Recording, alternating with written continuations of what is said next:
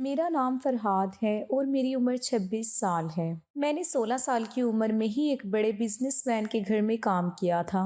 میرا مالک ایک business man تھا اور اس سلسلے میں وہ زیادہ تر گھر سے باہر ہی رہتا تھا، جس کی وجہ سے مالکن اکثر گھر پر اکیلی ہوتی تھی۔ مالکن کا نام سونیا تھا۔ مجھے بنگلے کی دیکھ بھال کے لیے رکھا گیا تھا اور اس کے لیے بھی رکھا گیا تھا کہ مالکن گھر میں اکیلی نہ رہے۔ پر حیرت کی بات یہ تھی کہ بڑے صاحب نے بنگلے کی حفاظت کے لیے گارڈ بھی نہیں رکھا ہوا تھا۔ مالک کا نام صفدر خان تھا۔ ان دنوں میں 16 سال کا تھا اور مالکن کی عمر 20 سال تھی۔ دراصل مالکن بڑے صاحب سے عمر میں 5 سال چھوٹی تھی۔ میں نیا کام کے لیے گھر میں آیا تھا، چونکہ میں ایک غریب گھرانے سے تعلق رکھتا تھا اور ہم 7 بہن بھائی تھے۔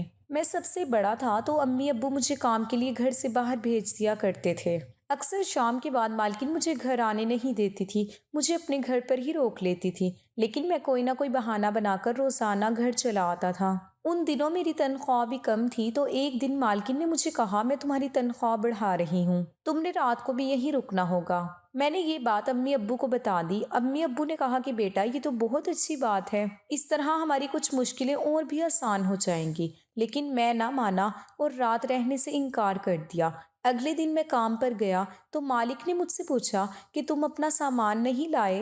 میں نے جواب دیا کہ مالکن میں یہاں رات نہیں رک سکتا، اس لیے میں اپنا سامان نہیں لایا۔ مالکن نے اپنے شوہر سے بات کی اور مجھے روکنے کے لیے کہا۔ شام کو جب وہ کھانا کھا رہے تھے تو انہوں نے مجھے بلایا اور مالکن نے اپنے شوہر کے سامنے مجھے رکنے کے لیے کہا، لیکن میں نے انکار کر دیا۔ تب مالکن کے شوہر نے کہا، رک جاؤ بیٹا، مالکن گھر پر اکیلی ہے، مالکن کا خیال رکھنا، اور میں نے تمہیں کام پر اسی لیے رکھا ہے کہ مالکن گھر میں اکیلی نہ رہے۔ آخر میں خاموش ہو گیا۔ میں نے ان سے کہا، ٹھیک ہے میں رک جاتا ہوں۔ بڑے صاحب نے مجھے کمرہ دکھایا اور کہا، تم یہاں پر رہو گے؟ میں نے ہاں میں سر ہلا دیا۔ اب میں رات کے 10 بجے تک گھر کی ڈیوٹی دیتا اور اس کے بعد جا کر سو جاتا۔ ایک رات میں کمرے میں سویا ہوا تھا، مجھے اچانک دروازہ کھلنے کی آواز سنائی دی۔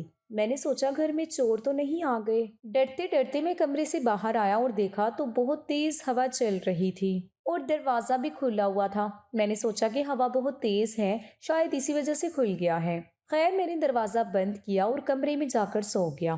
فجر کے وقت اٹھا، نماز پڑھی اور اپنے دن بھر کے کاموں میں مصروف ہو گیا اور سارا دن کام کرتے کرتے گزر گیا۔ معمول کے مطابق میں نے 10 بجے تک ڈیوٹی دی اور جا کر سو گیا۔ رات 2 بجے پھر مجھے دروازہ کھلنے کی آواز سنائی دی تھی اور میں کمرے سے باہر نکلا اور میں نے دیکھا کہ آج دروازہ پھر سے کھلا ہوا تھا اور آج تو ہوا بھی نہیں چل رہی تھی۔ اسی طرح کرتے کرتے ہفتہ گزر گیا۔ میں اس سب سے بہت پریشان ہو چکا تھا۔ میں سارے دروازے بند کر کے سوتا تھا تو دروازے آدھی رات کو کھل کیوں جاتے تھے؟ میں نے سوچا کہ کیوں نہ آج رات اس پر نظر رکھی جائے کہ دروازہ کھولتا کون ہے۔ معمول کے مطابق میں نے 10 بجے تک ڈیوٹی دی اور کمرے میں جا کر دروازہ کھلنے کا انتظار کرنے لگا۔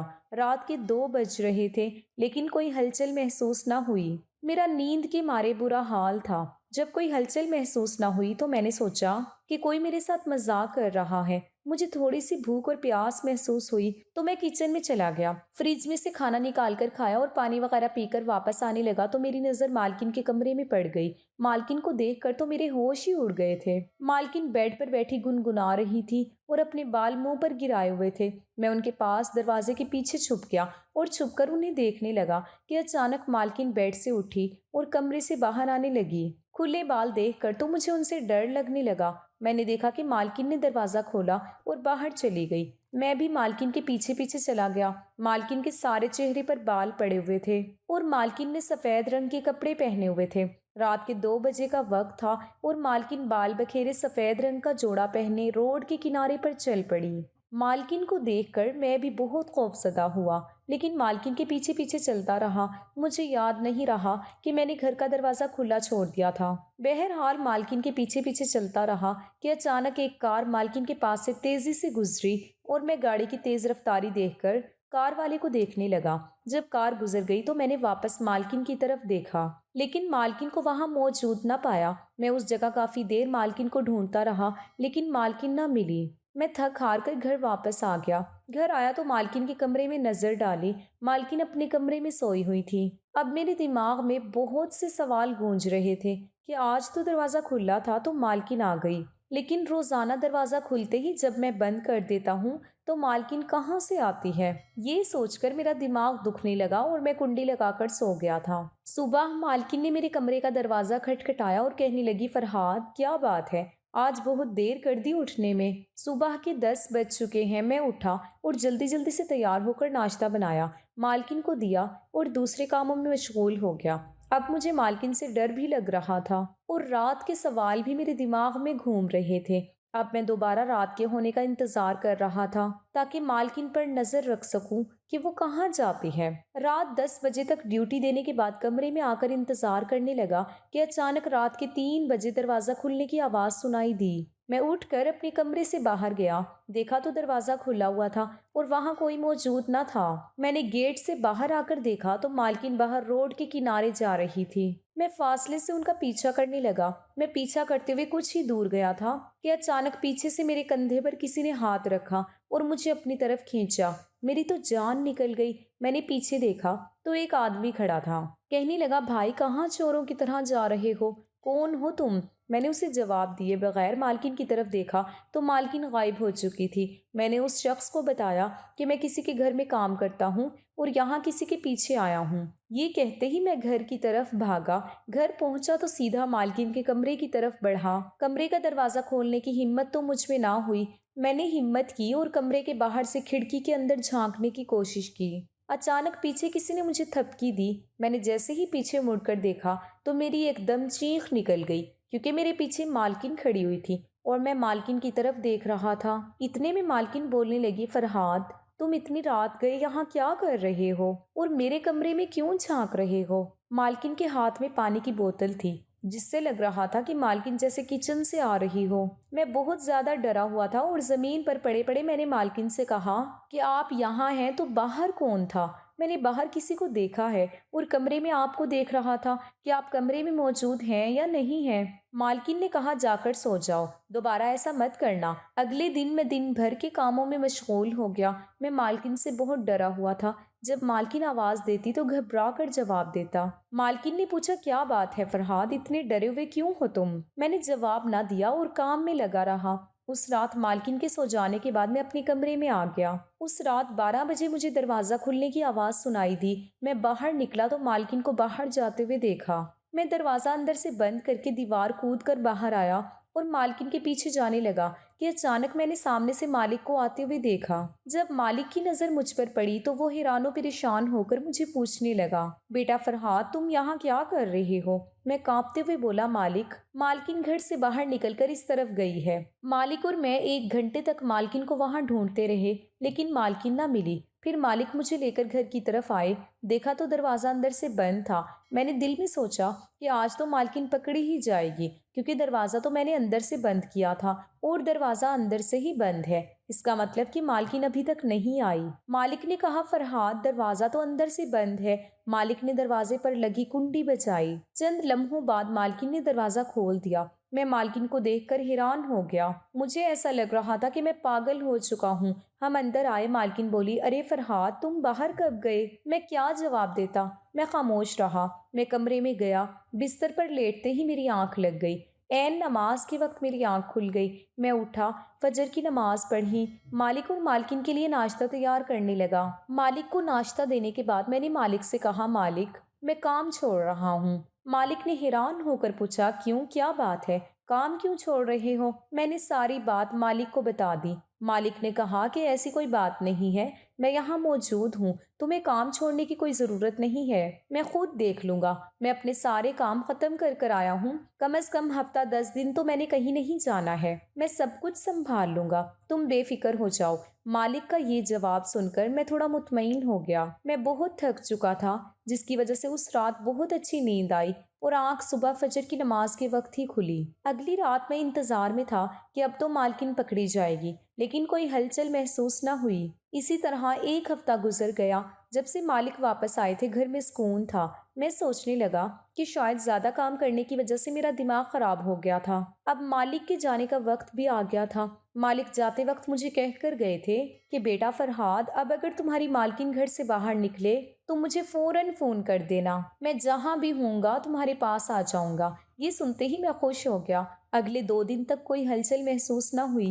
तीसरे दिन फिर रात को 2 बजे मुझे दरवाज़ा खुलने की आवाज़ सुनाई दी और मैंने मालिक को फ़ोन कर दिया कि मालकिन घर से बाहर निकल गई है। मैं मालकिन के पीछे पीछे जा रहा था और मालिक को उनकी लोकेशन के बारे में भी बता रहा था कि अचानक मैंने देखा कि रोड पर मालिक की गाड़ी आ गई। मालिक ने गाड़ी बिल्कुल मालकिन के पास जाकर रोक दी और मालिक तेजी से गाड़ी से नीचे उतरे। मालकिन का हाथ पकड़कर गाड़ी में बिठाया और गाड़ी को तेजी से लेकर निकल गए। वहां कुछ फासले पर एक जंगल मौजूद था। मैंने मालिक की गाड़ी को वहां जाते देखा। मैं परेशान होकर सोचने लगा कि मालिक को तो घर जाना चाहिए था, ये जंगल की तरफ क्यों जा रहे हैं। मैंने मालिक का पीछा करने का सोचा। मैं भी उनके पीछे पीछे जंगल में चला गया। उस घने जंगल के अंदर वीराने में लकड़ी से बना हुआ एक कमरा छोटा सा मौजूद था। वहां मैंने मालिक की गाड़ी को खड़ा हुआ देखा, लकड़ी के दरवाजे से अंदर जाकर देखा और जो कुछ सुना तो एक बार तो मैं दहल गया। मालिक और मालकिन आमने सामने कुर्सी पर बैठे हुए थे और मालिक कह रहे थे कि बताओ मुझे, लेकिन मालकिन चुप थी। मालिक ने दोबारा मालकिन से पूछा, सोनिया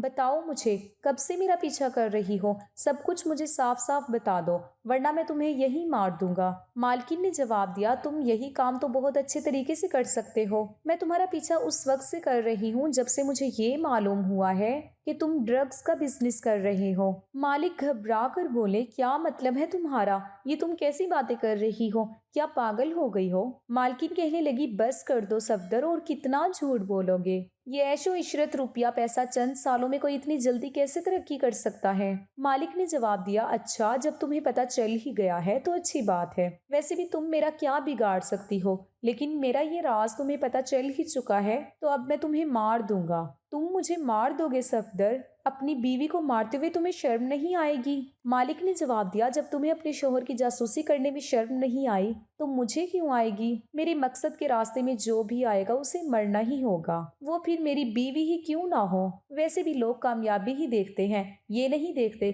कि उसने कामयाब होने के लिए कौन सा रास्ता चुना है। मालकिन जोर से हंसी और बोली, तुमने मुझे क्या बेवकूफ समझा हुआ है? तुम्हें मालूम ही नहीं है कि मैं ब्रिगेडियर उस्मान की बेटी हूँ जो कि ISR के ब्रिगेडियर में है। और तुम्हारी इंफॉर्मेशन के लिए तुम्हें बता दूं कि मैं अपने पापा को तुम्हारे बारे में सब कुछ बता चुकी हूँ। मनहूस था वो दिन जिस दिन मैंने तुमसे मोहब्बत की थी और अपने पापा के खिलाफ जाकर तुमसे शादी की। तुम्हें क्या लगता है कि तुम मुझे मारकर भाग जाओगे? तो तुम्हारी इंफॉर्मेशन के लिए तुम्हें बता दूं कि पापा ने सादा लिबास में अपने आदमी यहाँ भेजे हुए हैं। जब तुमने मुझे पकड़ा था उन्होंने तभी तुम्हें देख लिया था। तुम्हारे खिलाफ सारे सबूत मेरे पास मौजूद हैं। इतने में मालकिन ने अपने एक कान से ब्लूटूथ निकाला और जोर से कहा, सब अंदर आ जाओ। जोर से दरवाज़ा खुला और सादा लिबास में 2 आदमी अंदर आ गए। उनके अंदर आते ही मालिक ने मालकिन को पकड़ लिया और कहा, मुझे पकड़ने के लिए बहुत ही अच्छा प्लान बनाया था, लेकिन मैं एक कदम आगे ही रहता हूँ। मुझे जाने दो वरना मैं इस लड़की को मार दूंगा। चालाक औरत ने तो मुझसे शादी अपनी पहचान छुपा कर की। अंदर जाने वालों में से एक ने हंसकर कहा, और तुम कितने बेवकूफ़ हो, जिससे शादी की उसके बारे में कुछ पता ही नहीं किया। मालकिन ने कहा, इसका कोई फायदा नहीं है सफदर, मुझे मार कर भी तुम भाग नहीं सकते। मालिक ने ये सुनते ही मालकिन को उन आदमियों पर धक्का दे दिया और फौरन खिड़की से कूदकर भाग गया। मैं ये सब कुछ देख रहा था। 15 मिनट बाद दोनों आदमी वापस आ गए और कहने लगे, मैडम बुरी खबर है कि वो भाग चुका है और अच्छी खबर ये है कि हमने उसकी गाड़ी में ट्रैकिंग यूके लगा दी थी, जिससे वो जहां भी जाएगा पता चल जाएगा और हम उसे बहुत आसानी ट्रेस कर सकते हैं। इतने में मालकिन की नज़र मुझ पर पड़ गई और उन्होंने अपने एक साथी को मुझे लाने के लिए कहा। मैंने भागने की कोशिश की लेकिन पकड़ा गया। वो मुझे मालकिन के पास ले गए और मालकिन ने मुझसे पूछा, फरहाद तुमने क्या सुना है? मैंने सर झुका लिया और बोला, मालकिन मैंने सब सुन लिया है। मालकिन के साथ जो आदमी मौजूद थे उनमें से एक का नाम अली और दूसरे का नाम कासिम था। मालकिन ने अली से कहा कि फरहाद को गाड़ी में बैठाओ। अली भाई ने मेरी आंखों पर पट्टी बांध दी और मुझे गाड़ी में बैठा दिया। मालकिन ने अली से कहा कि सफदर को ट्रेस करो, वो कहाँ है। जंगल से बाहर आते ही गाड़ी एक जगह रुक गई। इतने में अली भाई ने कहा कि मैंने सफदर को ट्रेस कर लिया है, वो इस वक्त हमसे 15 मिनट के फासले पर मौजूद है। अली ऐसा करो, लोकेशन को गूगल मैप में डालो और रूट स्टार्ट कर दो। अब गूगल हमें रूट बताएगा। गूगल के रूट के मुताबिक हम एक बंगले पर जा पहुंचे। अली गाड़ी यहाँ पर मौजूद है, यकीनन सफदर इस बंगले में ही मौजूद होगा, चलो देखते हैं। मालकिन और उनके दोनों साथी गाड़ी से नीचे उतरे और बंगलों के अंदर घुस गए। मालकिन ने कहा, सफदर भागने की कोशिश मत करो क्योंकि ये बेकार है। तुमने ना सिर्फ मुझे धोखा दिया है बल्कि तुम मासूम इंसानों की जिंदगियों से खेल रहे थे, इसलिए अब मैं तुम्हें यहाँ से लिए बगैर नहीं जाऊंगी। सफदर ने मजाहमत की मगर पकड़ा गया। मालकिन के दो आदमियों ने मालिक को गाड़ी में बैठाया और चले गए। उसके बाद मालकिन ने मुझसे कहा, फरहाद, हम तुम्हारे साहब की गाड़ी में तुम्हारे घर जाएंगे। मुझे माफ़ कर देना, मेरा मकसद तुम्हें डराना नहीं था। मैं तो बस चाहती थी कि तुम मेरे मुजरिम शौहर को बुलाओ और मैं उसका जुर्म खुद उसके मुंह से निकलवाऊं। तुमने बिल्कुल वैसा ही किया। मेरे लिए ये सब कुछ बहुत मुश्किल था, मगर मैं तो मालकिन पर हैरान था कि इतनी छोटी सी उम्र में वो कितनी बहादुर थी। यकीनन उस दिन मैं उनसे बहुत मुतासिर हुआ। दोस्तों, मज़ीद अच्छी कहानियाँ सुनने के लिए हमारे चैनल को ज़रूर सब्सक्राइब करें और साथ में दिए गए बेल आइकन को क्लिक करें। फुप्पी संदल ने अपनी मर्जी से शादी कर ली तो सब घर वाले उनसे खफा हो गए। बहरहाल फुप्पी की रुखसती हो गई और उन्होंने दिल पर सब्र का पत्थर रख लिया। हमारे वालिदैन ने उनसे राब्ता रखा और ना ही उन्होंने हमसे मेल मुलाकात की कोशिश की। फुप्पी ने जिस शख्स को अपना जीवन साथी चुना था वो पहले से शादीशुदा और बाल बच्चों वाला था। इसी इख्तलाफ के बायस मेरे वालिदैन फुप्पी की वहाँ शादी नहीं करना चाहते थे। खैर, शादी हो गई और उसके बाद जैसे भी हालात रहे, फुप्पी ने कभी अपने मैके से इमदाद तलब ना की। वो बुरा भला वक्त गुजारती रही और हमारे घर भी नहीं आई। हम जब बड़े हो गए तो सुना कि हमारी एक फुप्पी हैं जो किसी बस्ती में ब्याही हुई हैं और हमारे घर शादी के बाद कभी नहीं आई। शादी ब्याह और दीगर तकरीबात में जब रिश्तेदार इकट्ठे होते तो दादी जान फुप्पी संदल की कमी महसूस किया करती थी, लेकिन वो भी बेटियों के आगे मजबूर थी। ताहम जब दादी का वक्त करीब आया तो मरने से पहले उन्होंने मेरे वालिद को बुलाकर कहा कि अगर कभी संदल या उसकी औलाद खुद राब्ता करे तो मेरी आखिरी ख्वाहिश ये है कि तुम लोग उसे ठुकराना नहीं, उसकी खता को माफ़ कर देना और उसे गले से लगा लेना। अगर वो तुम लोगों से दोबारा रिश्ता जोड़ना चाहे तो उसी की औलाद से अपनी औलाद का रिश्ता करके उस बरसों के टूटे हुए ताल्लुक को जोड़ लेना। अब्बू जान ने वादा कर लिया, अल्लाह का करना कि उसके 3 दिन के बाद दादी जान फौत हो गई। मुझे इस शफीक हस्ती के दुनिया से चले जाने का बहुत कल्क था। हर वक्त सोचा करती, ए काश मैं उनकी आखिरी ख्वाहिश पूरी कर सकती और उनकी बिछड़ी बेटी संदल को ख़ानदान से मिलाने का वसीला बन सकती। ये मगर बहुत मुश्किल था, बल्कि नामुमकिन सी बात लगती थी। अब सिर्फ दुआ का ही सहारा रह गया था। एक दिन मैं घर में खाना पका रही थी कि फ़ोन की बेल हुई। मैंने रिसीवर उठा लिया। एक अजनबी लड़के की आवाज़ थी। समझी कि रॉन्ग नंबर है। मैंने फ़ोन रख दिया। ज़रा देर बाद फिर घंटी बजी। वही लड़का बोल रहा था। कहने लगा, प्लीज़ शाहीना, फ़ोन बंद मत करना। मैं हैरान रह गई, ये कौन हो सकता है जो इस कदर बेतकल्लुफ़ी से बात कर रहा है और उसे मेरा नाम भी मालूम है। मैंने पूछा, आप कौन साहब बोल रहे हैं? वो बोला, मैं तुम्हारी फुप्पी संदल का बेटा बात कर रहा हूँ। फुप्पी संदल का नाम सुनकर मेरा दिल धड़कने लगा। मुझे किस कदर इश्तियाक था उनसे मिलने का, उनको देखने का, और आज उनका बेटा हमारे घर फ़ोन कर रहा था। मैं तो इस दिन को तरसती थी जब कभी मैं अपनी फुप्पो को देखूं। बार बार दादी जान के मुंह से उनका नाम सुना था। दादी कभी कभी अपनी इस बेटे को याद करके ठंडी आहें भरती थी और आंसू बहाया करती थी, जिसको अपनी पसंद की शादी करने की सज़ा मिली थी। नदीम मेरा ही नहीं, मेरे सब भाई बहनों का नाम जानता था। उसके दिल का भी यही हाल था कि जो मेरा था वो भी हम सब से मिलने को तरसता था, क्योंकि फुप्पी अब भी हमसे बहुत मोहब्बत करती थी और उन्हें हसरत थी कि उनके भाई और भावज एक बार आकर उन्हें गले से लगा लें। अगले दिन उसने फिर फ़ोन किया। मैंने फ़ोन उठाया। उस दिन के बाद ये रोज़ का मामूल हो गया।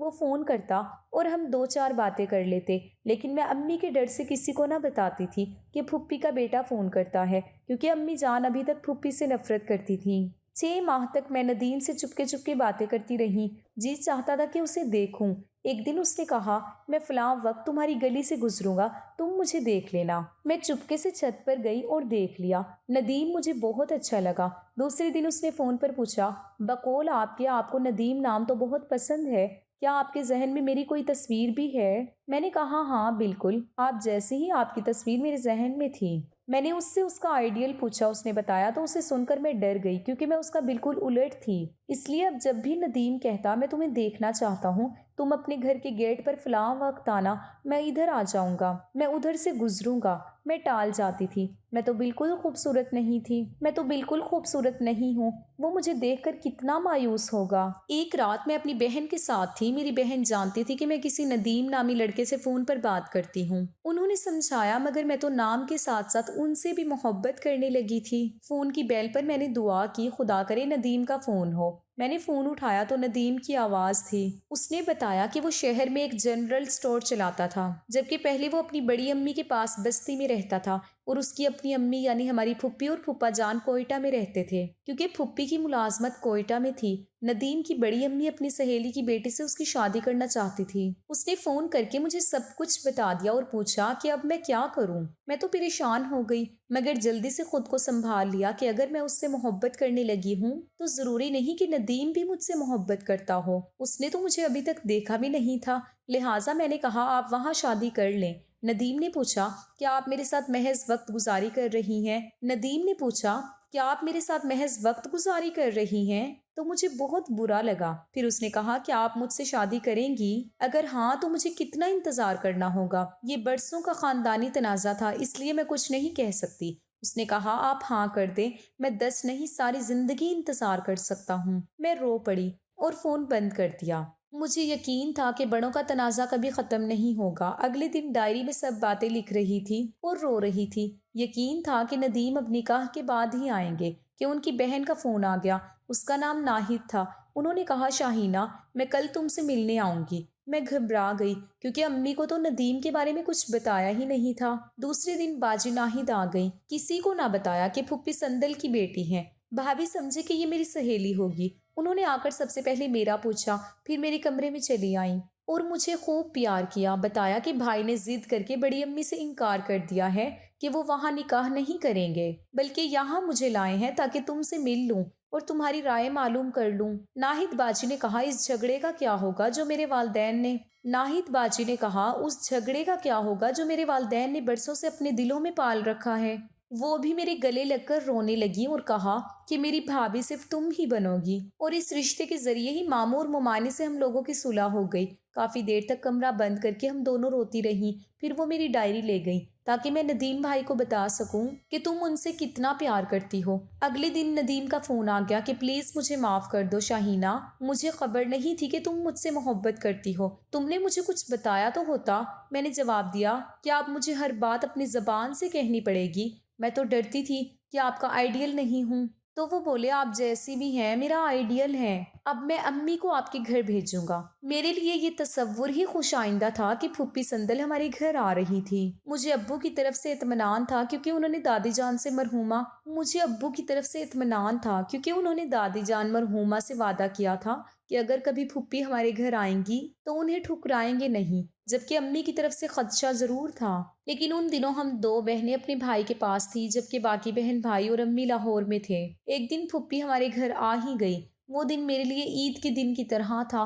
برسوں کی خواہش آج پوری ہو گئی تھی۔ میں اور باجی ان کے گلے لگ گئے۔ انہوں نے ہمیں بہت پیار کیا۔ پھر باجی سے کہا کیا اس کا رشتہ تو طے نہیں ہوا؟ باجی نے کہا نہیں۔ تو وہ بولی جب آپ کی امی آئیں تو مجھے بتا دینا۔ اس دن میں بہت خوش تھی کہ آنٹی تو مجھے مانگ لیں گی، اللہ کرے میرے گھر والے بھی مان جائیں۔ 2 ماہ بعد امی آئیں تو پھپھی بھی آ گئیں اور میرا رشتہ مانگا۔ امی نے انہیں مایوس نہیں کیا، آنٹی سے گلے ملی اور کہا کہ میرا بھی جی چاہتا تھا کہ تم سے دوبارہ رشتہ قائم ہو، کیونکہ تمہاری والدہ تمہاری جدائی میں تڑپتی چل بسی۔ میں ان کی خواہش کا ضرور احترام کروں گی، لیکن شاہینہ ابھی چھوٹی ہے، اس سے بڑی جو اور میری بیٹیاں ہیں آپ ان میں سے کسی کا رشتہ لے لیں۔ مگر وہ نہ مانی کیونکہ جانتی تھی کہ ندیم اور میں ایک دوسرے کو پسند کرتے ہیں۔ میرے گھر میں یہ بات صرف میری ایک بہن کو پتہ تھی۔ سندل پھپھو نے بہت اصرار کیا، مگر میرے گھر والوں نے کہا کہ سوچیں گے۔ میری بہنوں نے امی کو کافی سمجھایا لیکن وہ نہ مانی۔ ایک دن امی ہماری سہیلیوں کے گھر گئی تو انہوں نے بھی امی سے کہا کہ آپ وہاں رشتے کے لیے ہاں کر دیں۔ تب میری امی سمجھ گئیں کہ ضرور کوئی بات ہے جو سب اتنا کہہ رہے ہیں۔ کچھ دن بعد امی واپس لاہور چلی گئی۔ بڑی عید میں ایک دن باقی تھا۔ کسی بات پر ندیم مجھ سے ناراض تھے۔ میں بازار ان کے لیے گفٹ لینے گئی اور ان کی دکان پر چلی گئی۔ تھوڑی دیر بعد میں نے کہا مجھے رکشا کروا دیں، گھر جانا چاہتی ہوں۔ ہم روڈ پر آئے، سامنے سے میرا بڑا بھائی آ رہا تھا۔ اس نے ہمیں دیکھ لیا۔ ہم ایک دم سے واپس مڑ گئے اور ایک دکان میں چلے گئے۔ تھوڑی دیر بعد ہم روڈ پر پھر نکلنے لگے تو وہاں میرا چھوٹا بھائی نظر آیا۔ اب تو میرے حواس بالکل ہی جواب دے گئے۔ ندیم نے مجھے رکشے میں بٹھا دیا اور تسلی دی، گھبراؤ نہیں، بھائی نے نہیں دیکھا۔ میں نے کہا اب بھائی نے دیکھ لیا ہے، آپ اب مت آئیں۔ گھر آ کر میں نے بہن کو ساری بات بتا دی۔ تھوڑی دیر بعد بھائی آ گئے۔ وہ بہت غصے میں تھے اور کہنے لگے میں آج تجھے زندہ نہیں چھوڑوں گا۔ انہوں نے مجھے خوب مارا، میں بے ہوش ہو گئی۔ جب بڑے بھائی گھر آئے تو انہوں نے بتایا کہ یہ ندیم کے ساتھ بازار میں گھوم رہی تھی۔ صبح عید تھی اور چاند رات کو میری شامت آئی تھی۔ جب مجھے ہوش آیا اور میں کچھ سوچنے کے قابل ہوئی تو خیال آیا کہ بھائی اتنے غصے میں ہیں، ندیم ہماری گلی میں آئے تو نہ جانے بھائی ان کے ساتھ کیا سلوک کریں۔ میں نے بڑی مشکل سے ایک کاغذ پر لکھا کہ آپ صبح ہماری گلی میں نہیں آنا بلکہ بستی چلے جانا۔ اپنی بہن سے کہا کہ صبح سب سے پہلے یہ ندیم کو بھجوا دینا۔ اس کے بعد مجھے کچھ ہوش نہ رہا، نہ یہ پتا کہ صبح کب ہوئی، نہ یہ کہ قربانی کب ہوئی۔ بھائی کے ڈر سے کسی نے بھی آ کر پیار نہ کیا۔ شام کو بھابھی نے آ کر پیار کر کے اٹھایا اور کہا کل سے بھوکی ہو، کچھ کھا لو۔ میں نے کہا جب تک آپ لوگ پھوپھی سندل کو قبول نہیں کر لیں گے میں کچھ نہیں کھاؤں گی۔ بھابھی بولی میں وعدہ کرتی ہوں کہ تمہارا رشتہ وہاں کروا دوں گی۔ تبھی زبردستی انہوں نے مجھے تھوڑا سا دودھ پلایا۔ ان کے پیار بھرے سلوک نے اس دن مجھ کو ڈھارس دی۔ اگلے دن ذرا بیٹھنے کے قابل ہوئی، لیکن بھائیوں کا سامنا کرنے کی ہمت نہیں تھی کہ فون کی بیل ہوئی۔ بھابھی نے بھائی کو بتا دیا کہ وہی ندیم ہے، پھوپھی سندل کا بیٹا۔ بھابھی نے پھر بھائی کو سمجھایا۔ بھائی نے اتنا کہا کہ میں سارے بھائیوں اور ابو سے مشورہ کروں گا، پھر پھوپھی سے بات ہوگی۔ بھابھی نے آ کر مجھے پیار کیا اور کہا کہ تمہارا بھائی کچھ مان گیا ہے۔ تبھی بھائی نے امی کو فون کیا اور ساری بات بتائی، مشورہ مانگا، لیکن امی نے صاف انکار کر دیا۔ پھوپھی آئیں تو ان کے ساتھ ندیم کے والد اور بڑے بھائی بھی تھے۔ سب کے سمجھانے سے بھائی نے ہاں کر دی، کیونکہ ایک دن پہلے تینوں بھائیوں نے اکٹھے بیٹھ کر فیصلہ کیا تھا کہ بدنامی سے اچھا ہے کہ ہم خود ہی عزت سے یہ رشتہ کر لیں۔ بھائی نے ندیم کے گھر والوں کو ہاں کر دی اور 2 دن بعد منگنی کا دن بھی دے دیا۔ انہوں نے امی کو دوبارہ فون کیا مگر وہ کسی طرح نہ مانی۔ آخر تینوں بھائیوں نے امی کو سمجھایا کہ اب ہم نے ہاں کر دی ہے، اب ہماری عزت کا مسئلہ ہے، آپ ہاں کر دیں۔ نہ جانے کس طرح بھائیوں نے امی کو سمجھایا تو امی نے کہا جو تمہاری مرضی میں آئے کرو، مگر میں کسی بات میں شریک نہیں ہوں گی۔ جس دن میری منگنی تھی بتا نہیں سکتی کہ میں کس قدر خوش تھی۔ اپنے آپ کو دنیا کی خوش نصیب لڑکی سمجھ رہی تھی۔ جس دن ندیم کے گھر والے ہمارے یہاں آئے اسی دن شام کو ہمارے گھر والے ان کے گھر منگنی کرنے گئے۔ میں گھر میں اکیلی تھی کہ فون کی بیل ہوئی۔ ریسیور اٹھایا تو ندیم تھے۔ انہوں نے بتایا کہ آپ کے گھر والے دوسرے کمرے میں ہیں، میں چوری سے آپ کو مبارکباد دے رہا ہوں۔ میں بے حد خوش ہوئی۔ پھر ندیم نے چپکے سے ہماری گلی کا ایک چکر لگایا۔ آج وہ اتنے اچھے لگ رہے تھے، چہرے سے خوشی جھلک رہی تھی۔ میرا چھوٹا بھائی اس قدر خوش تھا کہ بولا آپ نے گفٹ نہیں بنوایا؟ میں نے کہا لائے گا کون؟ وہ بولا میں لاتا ہوں۔ وہ گفٹ لے آیا۔ میں نے اپنی طرف سے پھوپھی کو گفٹ بھیجا۔ دراصل میرے بھائیوں اور بہنوں کو بھی پھوپھی سندل کے ملنے کی بے حد خوشی تھی اور اس خوشی کا وسیلہ میں اور ندیم بنے تھے۔ آج میری منگنی کو 1.5 برس ہو چکا ہے اور اب اپریل میں ہماری شادی ہوگی۔ آج میں اپنے آپ کو بہت خوش قسمت سمجھتی ہوں اور دعا دیتی ہوں کہ اس عید رات کو جب میرے بھائی نے مجھے بازار میں دیکھا، ناراض تو ہوئے پر سنجیدگی سے سوچا بھی۔ یوں تھوڑی سی قربانی کا صلہ مجھے اور ندیم کو دائمی خوشی کی صورت میں ملا۔ اگر ندیم کی امی میری سگی پھوپھی نہ ہوتی تو شاید ہماری کہانی کا انجام المناک ہی ہوتا۔ یہی سوچ کر آج بھی لرز جاتی ہوں۔ میں ہر وقت خدا سے اپنے اور ندیم کے اچھے مستقبل کی دعا کیا کرتی تھی جو قبول ہوئی۔ اسی لیے کہتے ہیں کہ ہر وقت اچھی دعا کرنی چاہیے۔ نہ جانے کون سی گھڑی قبولیت کی ہو۔ یہ میرا ایمان ہے کہ خدا سے سچے دل سے جو بھی مانگو وہ ضرور ملتا ہے۔